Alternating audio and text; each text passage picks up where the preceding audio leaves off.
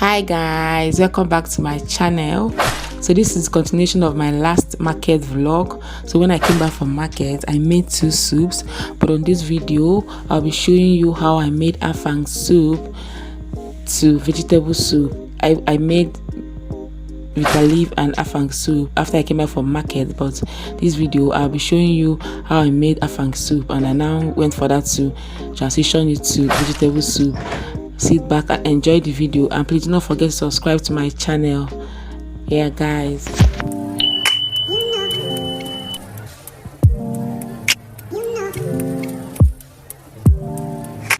so you'll be needing dry fish. It's already washed and deboned, onion, stockfish washed, okazi leaf is blended crayfish, salt, periwinkles, pepper blended, seasoning cubes, palm oil. Meat I already boiled using pressure pot.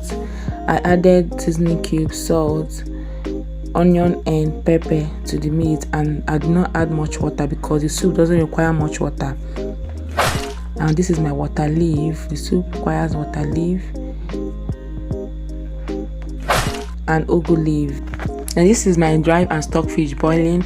I added the stock water from the already boiled meat inside, and I went ahead to add more ingredients, the one that will be enough for the whole soup, depending on the quantity of vegetable that you have. So I added more seasoning cubes, salt, pepper, crayfish into at this stage, and I allowed it to boil for some time to make my fish tender. Especially the stockfish, when it's tender, I go ahead and add my already cooked meat inside.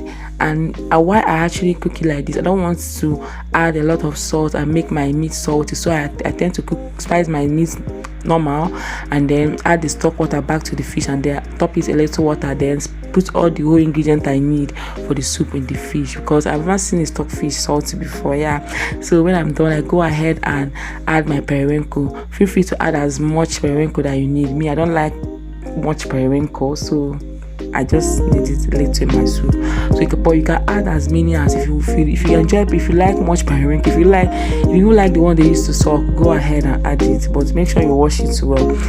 So after I stir it, and I pour it out on the same pot, I add red oil. You don't bleach your oil, you just make it heat it just to release the oil, so it will not be sticky to the mouth. Just release it, and I added the onion and stir it to make it tender. You don't fry it, just allow it to heat for a while, as if you are going to eat yam and oil. So after that, you go ahead and add your water leaf. You know that water leaf, some of them produces water, and that is why this soup doesn't require much water when you are boiling the meat.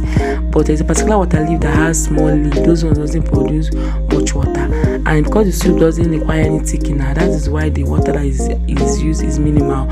And once I add the water leaf, I will stir, and some people cover it for maybe 2 minutes, but me no need. I feel like it's the same heat, so I stir so that the heat will touch the whole vegetable to make it reduce. As you can see, as I'm stirring it, the vegetable that was once filling my pot is reducing in size because the heat is touching it.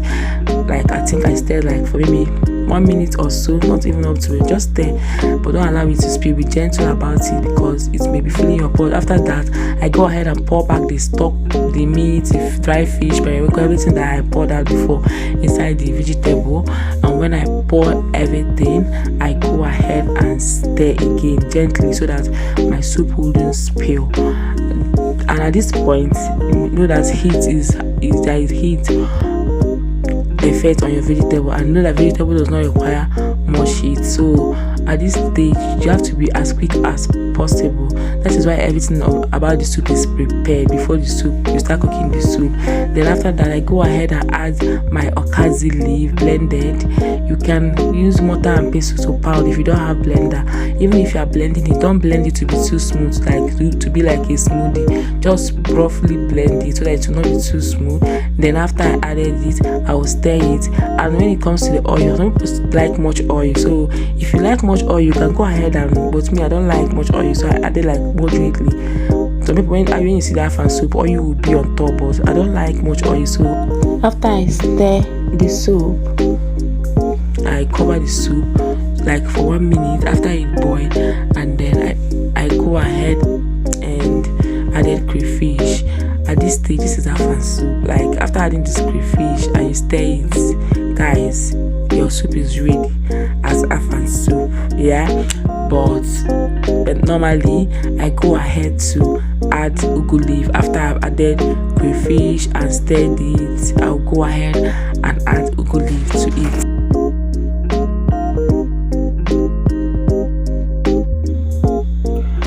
So after I've added the crayfish, I will stir.